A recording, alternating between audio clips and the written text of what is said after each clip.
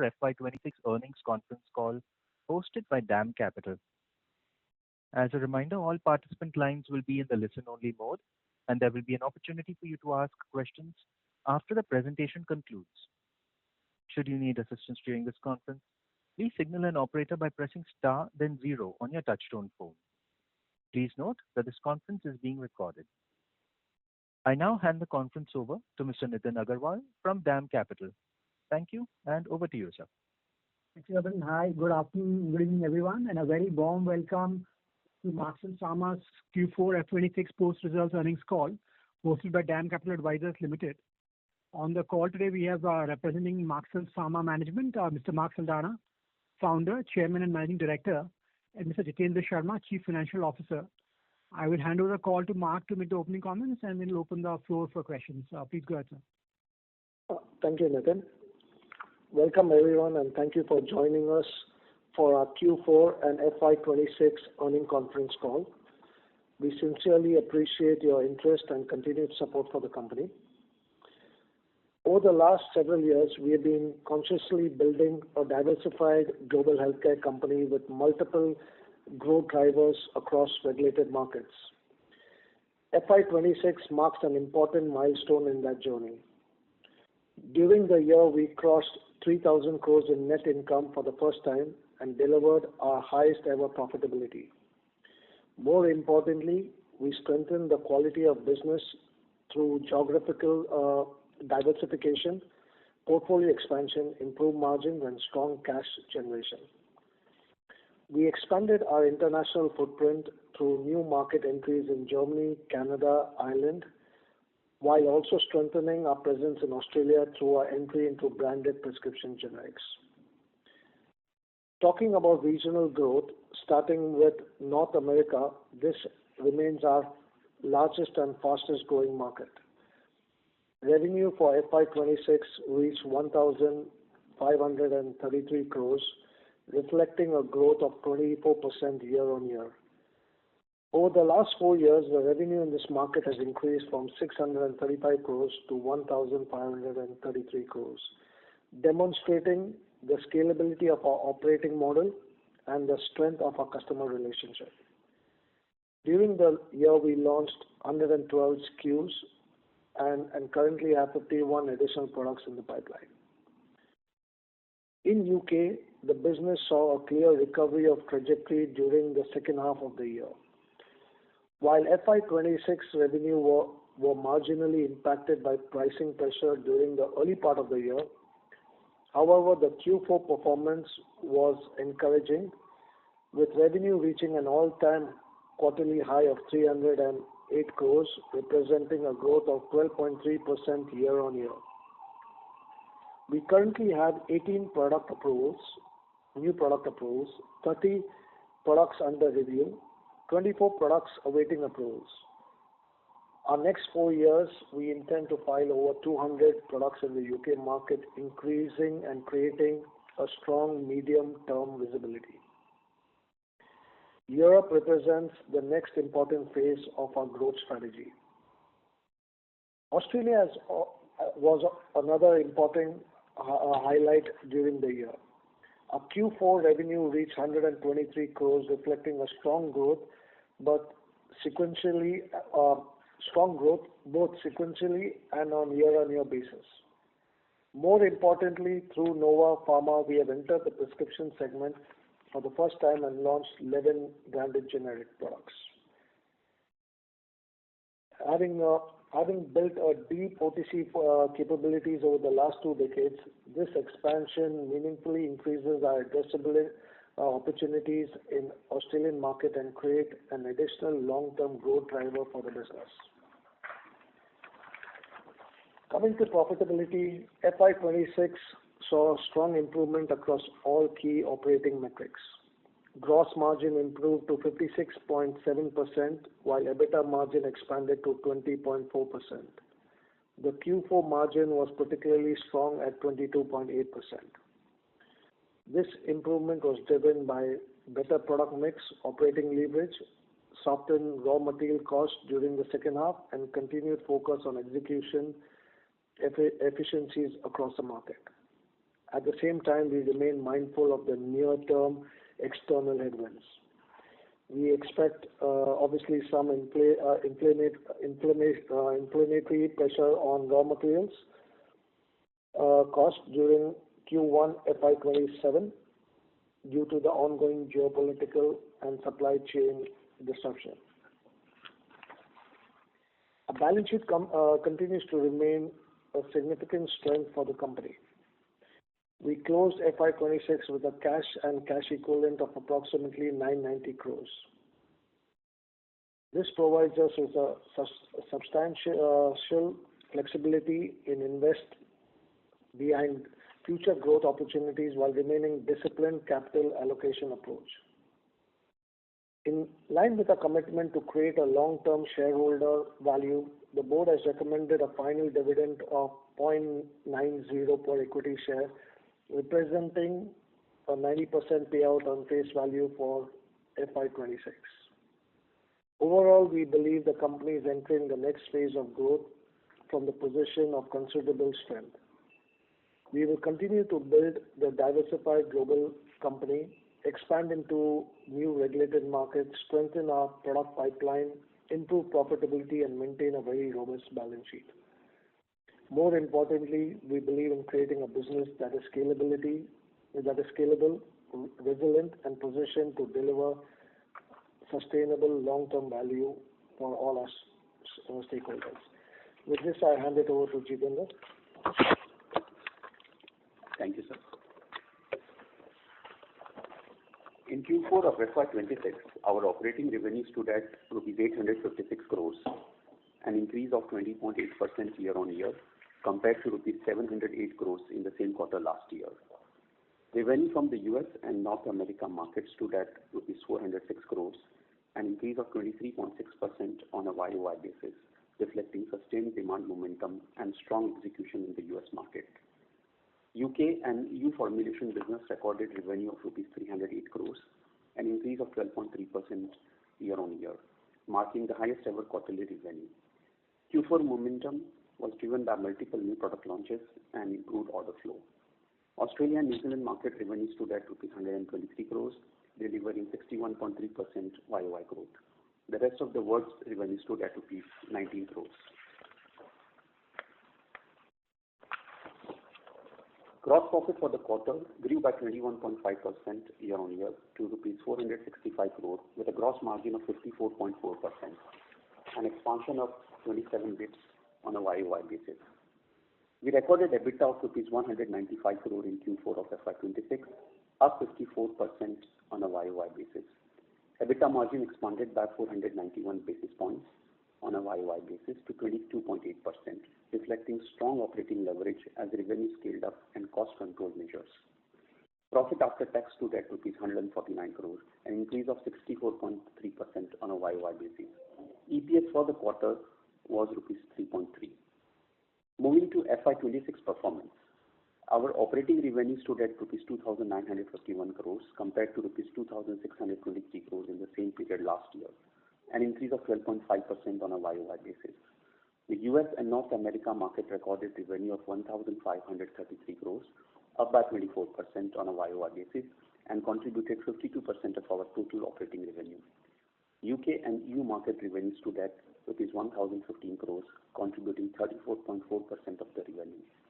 Australia and New Zealand market recorded revenue of 303 crores. The rest of the world market recorded revenue of rupees 99 crores. Contribution from these two markets stood at 10.3 and 3.4% respectively. The gross profit was at rupees 1,674 crores, up 13.2% on a YOY basis. Gross margin expanded 32 basis points on a YOY and stood at 56.7%. EBITDA for the period was rupees 601 crores, with the EBITDA margin at 24.4%. Profit after tax was at rupees 420 crores. EPS for FY26 was rupees 9.2. In FY26, cash generated from operation amounted to rupees 458 crores, with the capex during the period being rupees 131 crores, primarily for the new facility and ongoing maintenance capex. With the major capex cycle now complete, free cash flow generation continues to improve steadily. We delivered free cash flow of rupees 328 crore during the FY26. Our working capital remained at 138 days. We invested rupees 89 crore in R&D in FY26, which amounts to 3% of our consolidated revenue. We continue to remain debt-free, and the cash balance stood at rupees 990 crore as of 31st March of 2026. With this, I would like to open the floor for question and answers. Thank you very much. Thank you very much. We will now begin the question and answer session. Anyone who wishes to ask a question may press star and one on their touchtone telephone. If you wish to remove yourself from the question queue, you may press star and two. Participants are requested to please use handsets while asking a question. Ladies and gentlemen, we will now wait for a moment while the question queue assembles.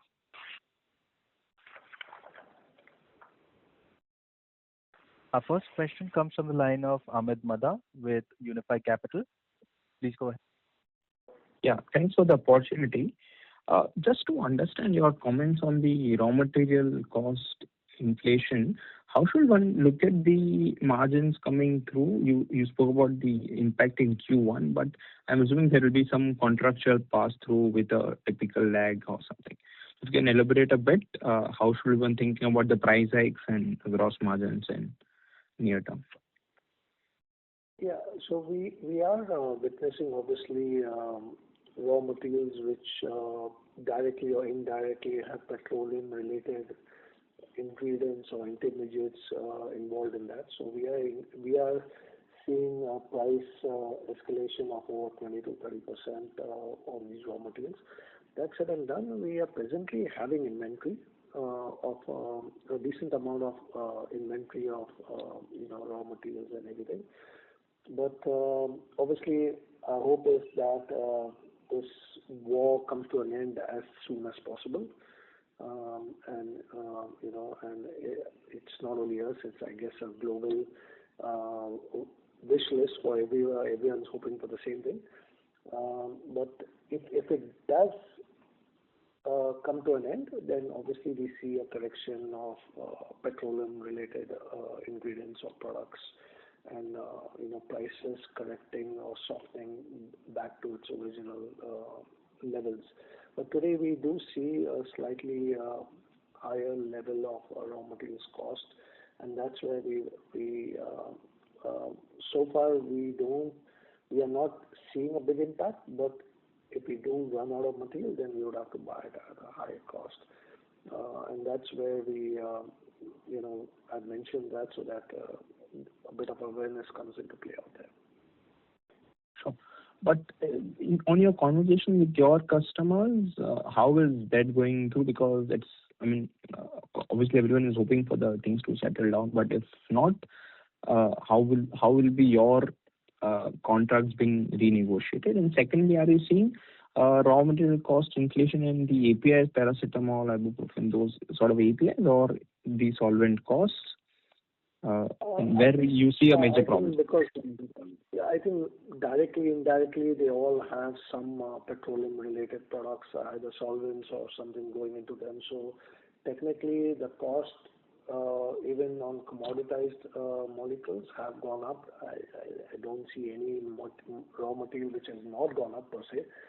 With regards to renegotiating our contracts with our end customers, that's always an option open, but because there is no clarity that, we would like to wait and watch, because if tomorrow things do correct, then it will, the overall market will correct dramatically.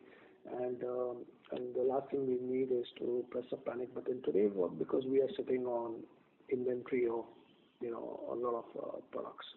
So I think everyone's waiting and watching, and if you had asked me 30 days back, I would have said the war will probably come to an end, sometime back, but it is still going on, and every day it's like tomorrow, right? So, but I do believe that everyone's hopeful that it will come to an end, and I don't think it benefits anyone, including the US, for continuing what's happening today.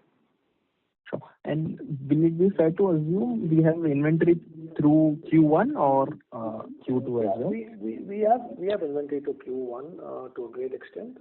Obviously, this is being, while we talk about raw material prices going up, we are also helped on the forex part of it. So we do have some cover because obviously the foreign currencies have gone up.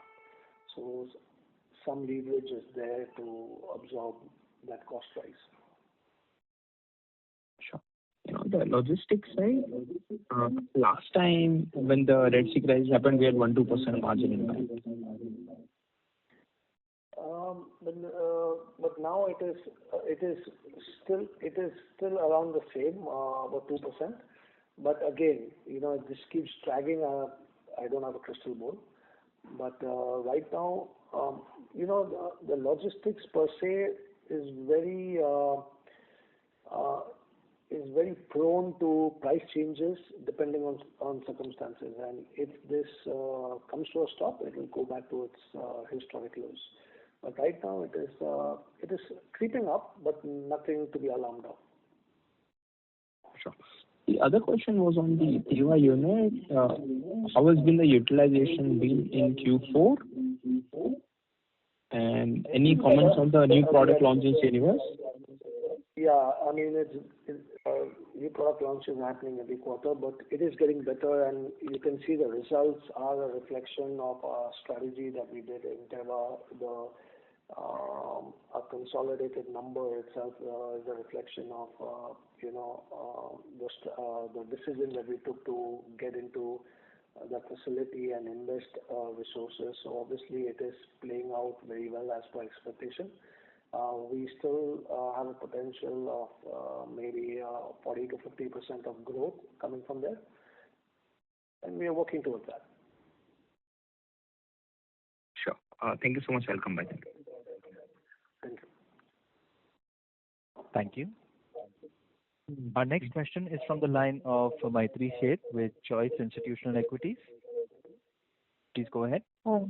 Just two questions that I have. One is on the revenue guidance. So given the current macro situation, are you still on track to achieve the 4,000 crore revenue by FY28? And second is on the pipeline.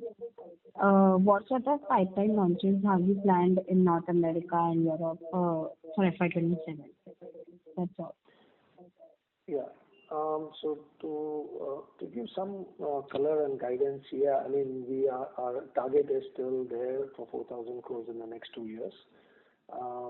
We have come up with a business strategy and a business module. We have come up with a roadmap to double our revenue in the next 3 to 5 years. So yeah, I mean 4,000 crores within the next 2 years is very much on the plate right now. And with regards to pipeline, our pipeline keeps growing because obviously it's a never-ending pipeline. We keep developing products because that fuels a bit of our growth. That's a part of our growth strategy. So we've got a healthy pipeline, and we do see 2026-27 our pipeline increasing by, like I mentioned, about 50 odd products in the US, and in other geographies it's much larger than what is there in the US. So we are keeping in tune based on requirements of the market and finding the niche products into the respective markets so that we can be differentiated at all given times. So we do have a 3 to 5 year horizon. Obviously, whatever we invest today or file today, you'll see results only in end of 27 or early 28 because it takes about a year or so to get approved. Okay, thank you so much. Thank you.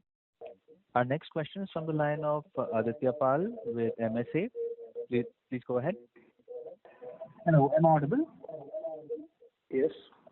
Yeah, thank you so much for the opportunity. Great set of results. Last time you had said that 3,000 crores would be missed, but you completely exceeded the guidance. So congratulations on that. The last part of my question has been answered, but I just wanted to touch upon a couple of years back, we had signed a CMO contract with a domestic API manufacturer. And will that come into play to protect us from our margin, from our gross margins get affected because of the API prices? Not to a great extent, because what's driving the prices up are the intermediates. It is ultimately the intermediates that are driving the prices up.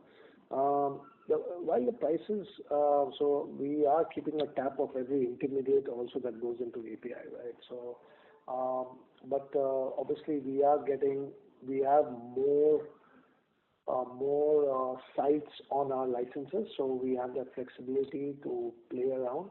But at any given time, at least from that raw material, we sit on a good, 5 to 6 months of inventory at all given time. So we are sitting on inventory which we don't feel may impact us if the war is called off tomorrow.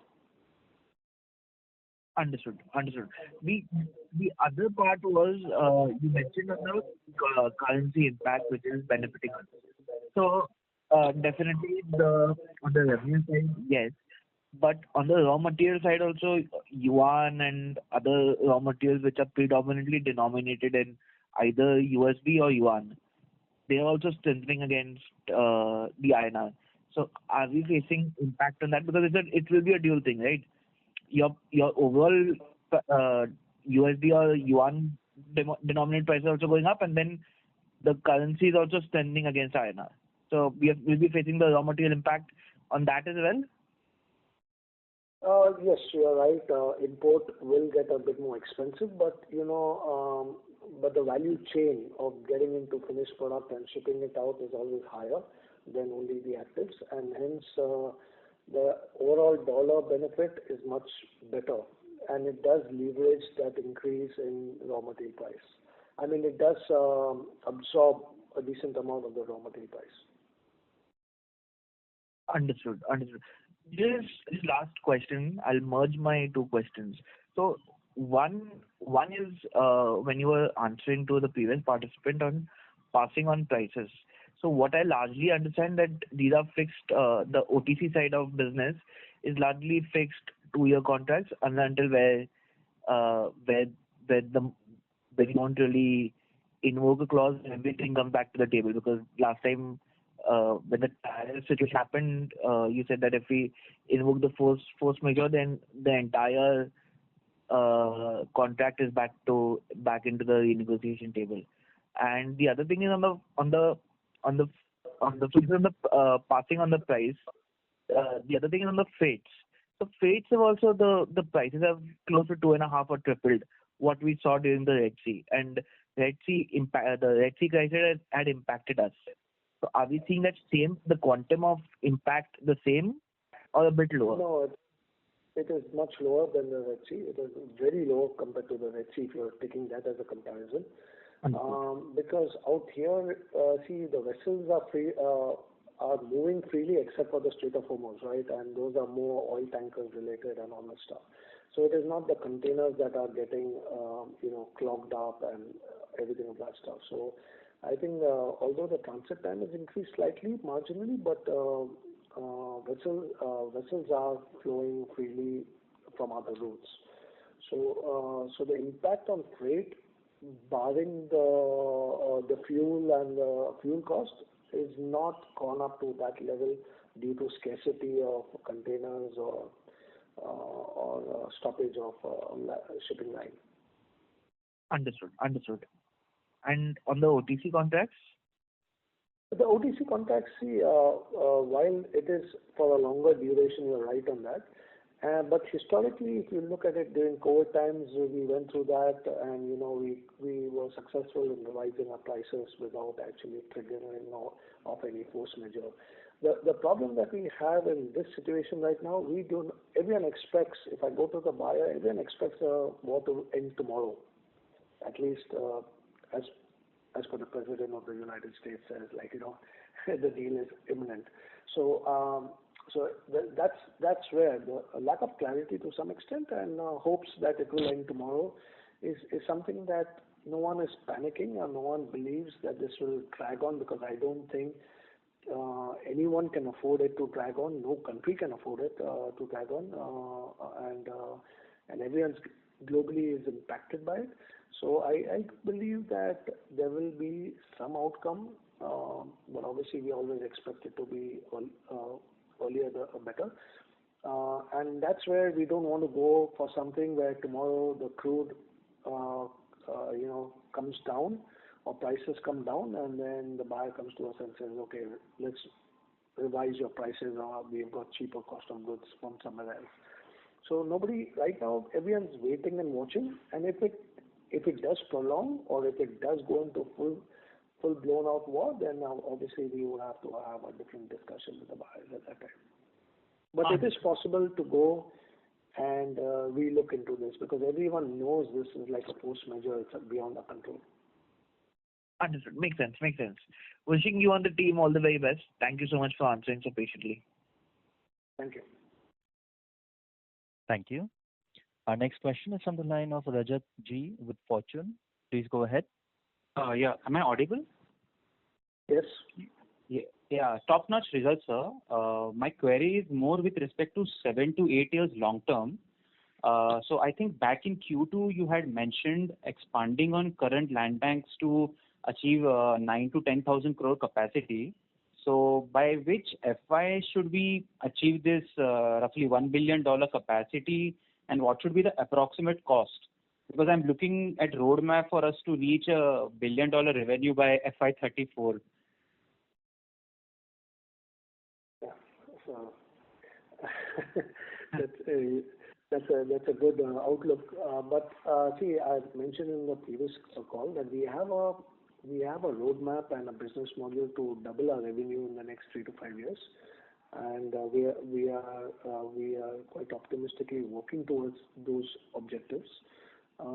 We have different geographies our focus is into, but in terms of infrastructure, we still have spare capacity, and as and when we believe it is the time to expand our capacity through land banks or through acquiring new plants, we are already looking out and we are already planning for that stage. So I think we may be a bit early, but we are still working on that. Okay, sir. And just one more question. With this respect to this, do we have any impact because of Trump RX? Like this Time Cap Labs, does it have any partnership with Amazon Pharmacy? So this RX is not something new. It's a very old Mark Cuban's RX. So there's nothing new out there, and we are not impacted with this. Okay, great. That's all from me, sir. All the best for the FY27. Thank you. Thank you. Our next question comes from the line of Viraj Mahadevia with MoneyGrow Asset. Please go ahead. Hi, Mark. Congratulations on a good Q4. Can we take Q4 as a exit run rate for FY27, i.e., could you replicate this level of revenues and profits for the full year? So basically historic. If you look at a historic trend over the last couple of years, the first quarter is normally always, because of seasonalities, right? Our first quarter is always on the lower side. The second quarter is better than the first quarter. Third quarter is actually a peak, and then the fourth quarter obviously is stronger, but not as strong as the third quarter. But obviously this time it was a bit different. But it is historically that's how it goes, depending on how long the winter season actually prolongs. So that's where the fourth quarter remains. But historically, the first quarter. So I've always stressed in all my calls that we cannot, because of our business model, the way it is, we cannot look at it on a quarter-to-quarter basis, but on a year-to-year basis, we definitely are very optimistic of growth and hitting our objectives. Great. Secondly, sir, can you update on the Teva facility? What is the utilization there? Has it fully ramped up? Is there still a lot of capacity in room? Are you adding more lines? So we are at very close to 50% of our capacity today. Maybe shying away from the 50%, but very close to that. We still have a huge scope of utilization out there. So we are optimistic on that. We are planning some capex, but within the facility because it's huge. But that is to launch different dosage forms or something which is not already there in the plant. So we are working. It's a part and parcel of our pipeline products that we need different dosage forms to be launched. So for that, obviously, we need to have machinery or capex involved to ensure that we get those products into our pipeline. Understood. And on the 990 crores of net cash, any plans to deploy it? Any suitable acquisition candidates? I think we've been on the lookout. You publicly said for a better part of the last 2 years. Yeah. So and if not, any plans to distribute it to shareholders? Yeah. So basically, obviously, we have declared dividends, but prima facie, the reason we are in active dialogue for two targets, and as a matter of fact, one target we are doing due diligence, the other one is not started yet. So I'm more optimistic that 2027 will see some M&A transactions happening. Excellent. And that's where we've kept the focus, because while we look at 990 crores and we feel in terms of absolute rupee value it is big, but if you look at it from a acquisition, you need that much, yeah. Yeah, I mean, you spend $50-60 million and you wonder where the money is gone. You know? Right. And would these targets be in Europe, US, any particular therapy, manufacturing, front-end licenses? Just a little bit of flavor around what these potential targets look like. So these targets are a mixed basket. Obviously, we are looking at platforms. We are looking at different geographies. So my focus is always to diversify in different geographies. That said and done, if a target does come across in a geography that we are very strong in, we will obviously explore and take it to another level. But for us, we've been always very conservative to make sure that whatever we acquire is value, basically return on investment, and creates value for the shareholders. So we are very conservative in the valuation. We don't go for some high ticket deals and throw money around. Absolutely, fully aware of that. Yeah. But we are looking at it, and we are optimistic that 2027 will see some activity out there. Great. Thank you. All the very best. Thank you. Thank you. Ladies and gentlemen, to ask a question, you may please press star and 1. Our next question is from the line of Nishita Sanklesha with Sapphire Capital. Please go ahead. Yes, thank you for taking my question. So I just had 2 questions. One is that you mentioned that our margins could be impacted due to the RM price and raw material price inflation we see. So, like for the full year FY27, can we still the EBITDA margins in the same range of 20-21%, or do we expect them to be lower? I think it will be the same. Okay. And if you can give some guidance on the top line level, can we see the growth of 18-20%, or is it what range can we expect the growth to be in? I mean, conservatively, because I always like to be that way, but between 15 to 20%. Okay, perfect. Thank you so much. Thank you. Thank you. Our next question is from the line of Manav with Fundrise Capital. Please go ahead.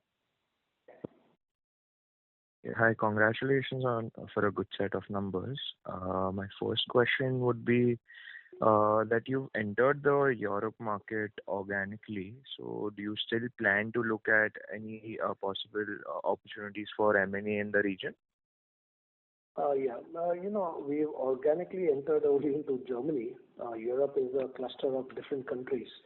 and different zones, like you have North Europe, you have the Nordics, you have Eastern Europe. So it's a cluster of many countries and many cultures and many different.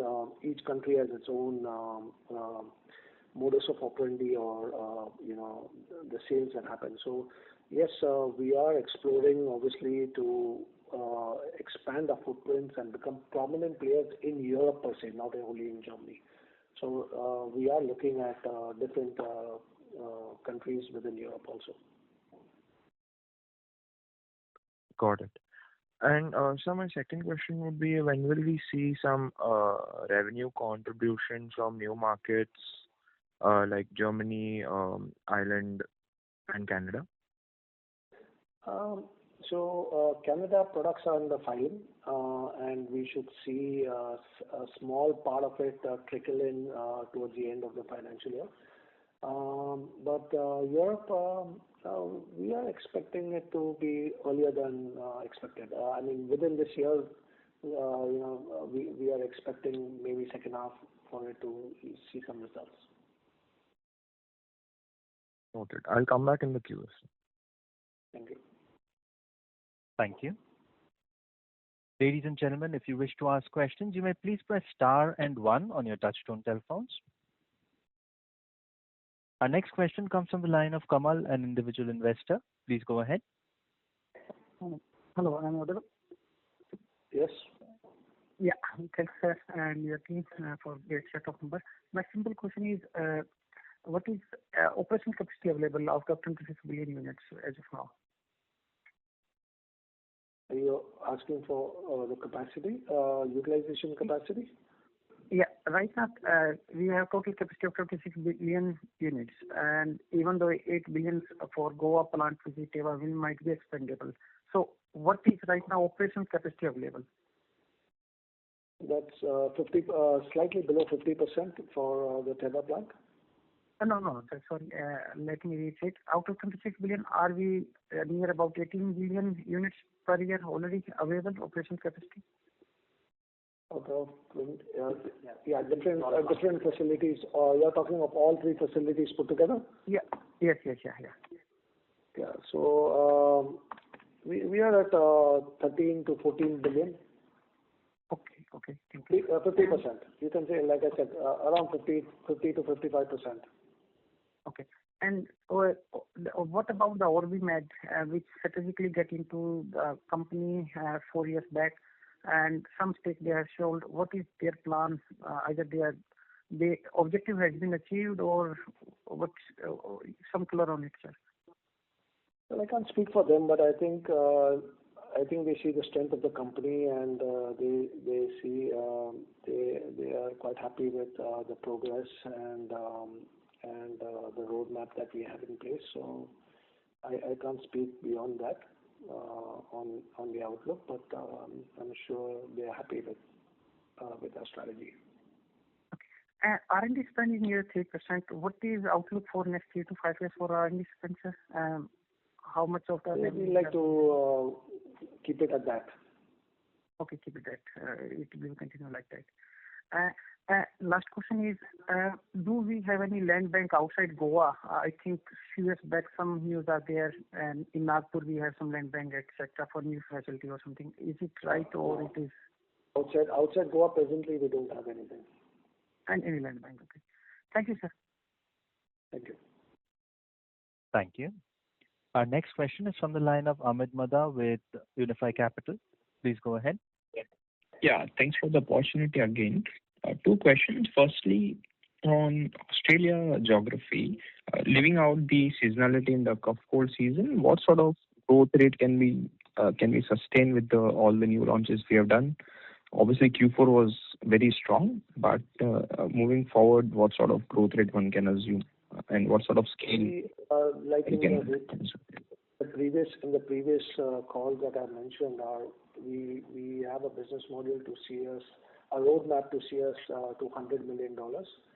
I think we reached halfway mark out here, but I am very optimistic and very confident that within the next 3 years we should hit those objectives of hitting our first milestone of $100 million. Okay, sure. And in terms of the new geographies, EU markets and Canada, can you give some sense of what progress you have made in the Canada market? You spoke about the European region in the call earlier. The Canadian market, a lot of products are under filing right now. So, we see approvals trickling in somewhere towards the latter part of this financial year. And parallelly, we are creating, it will be an organic setup, but we are creating an organic setup out there, operations, but we still have time to create that because, product approvals are not there, so we don't want our setup to be sitting idle out there. But we do see revenue generation. One has to understand that Canada is relatively a smaller market than any of our countries, any other geographies we are into. So it is, but it's a part of our strategy of expanding our footprints into different geographies, and that's where Canada comes into play. Sure. Thank you so much. Thank you. Our next question comes from the line of Mihir Damania with the Fident Asset Management Company. Please go ahead. Just one question from my side. Considering that we have a decent roadway for growth in New Zealand, around 100 million Australian dollars or so, my understanding is that we still currently only hold around 60% in the entity, the Australian New Zealand entity. And considering we also added 1,000 crores cash in the books, why not just buy the outright 40%? Or is there some constraints to that?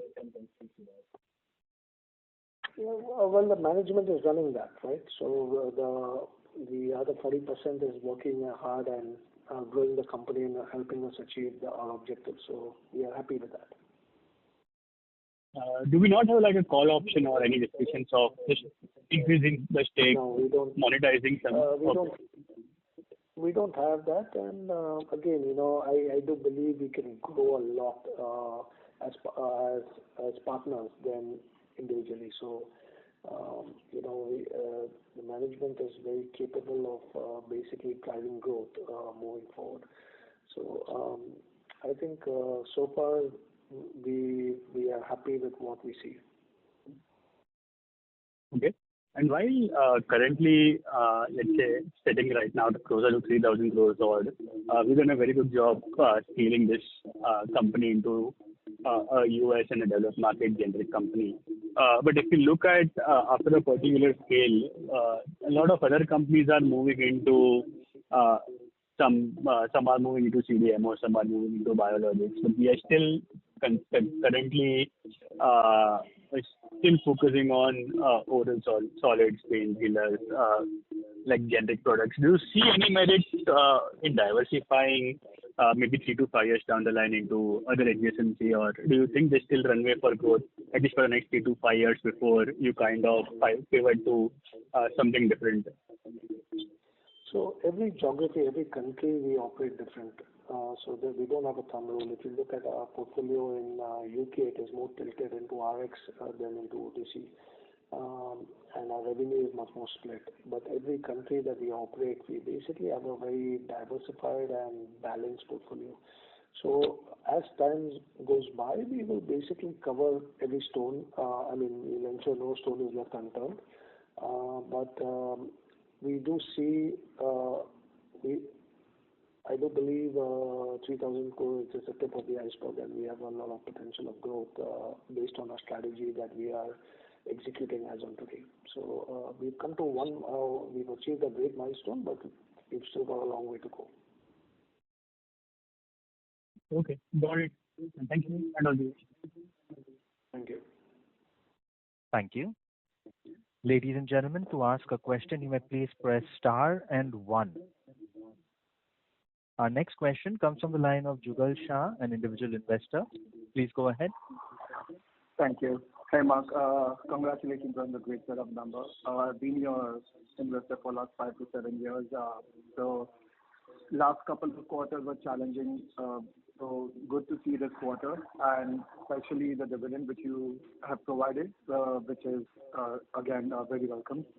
I have two questions. One, Mark, is on the working capital cycle. I do see that increasing year-over-year. So just wanted to have an understanding, like, what is the comfort level, and do we see it going down? So, basically, last year we were hit with the uncertainties of tariffs. If you look at the whole of the past year, there was a huge amount of uncertainties, and it went on. There was a lot of chaos prevailing. So it was a conscious decision for us to ensure before our products, nobody knew what will happen tomorrow. So before our products get into any tariff zone, we decided to go heavy on inventory, both finished product as well as raw materials. So, I mean, it was better safe than sorry, and our board and everyone, we discussed and we decided let's just secure ourselves as much as we could produce or whatever material we could keep on stored. Now, if you look at it retrospect, this year we have different challenges, and that's related to fuel, but it is helping us in terms of what we did last year. So we have, we are not panicking that the prices are going up because we are sitting on whatever we built last year. So we are depleting some of that inventory that we built. But again, it's difficult to ideal case scenario. We would love to go a bit lighter, but geopolitically, we don't know what comes next. So we have to just keep a track of that and be one step ahead if possible.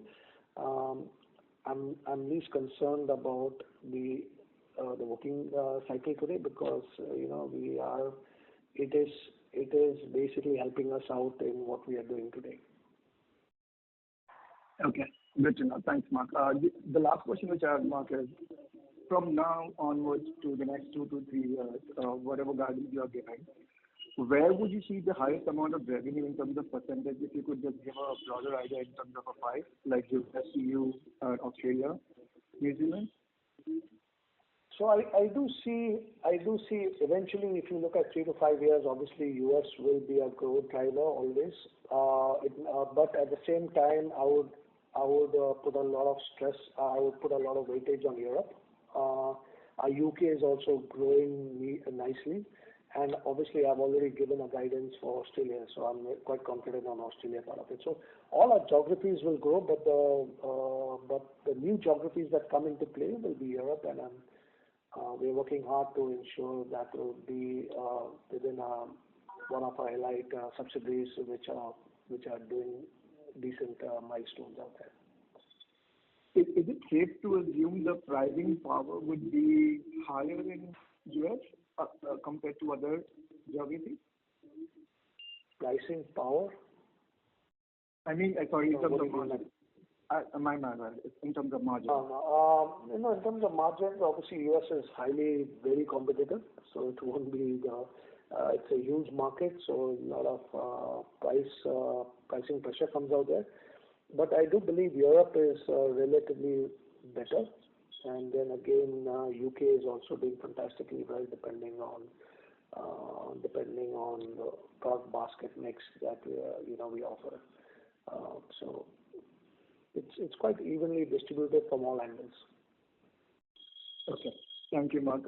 Once again, congratulations and good luck for the entire team. Thank you. Thank you. We have no further questions, ladies and gentlemen. I would now like to hand the conference over to the management for closing comments.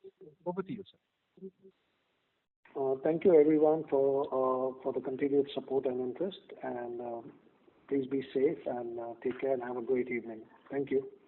Thank you. Thank you. On behalf of DAM Capital Advisors Limited, that concludes this conference. Thank you all for joining us. You may now disconnect your lines.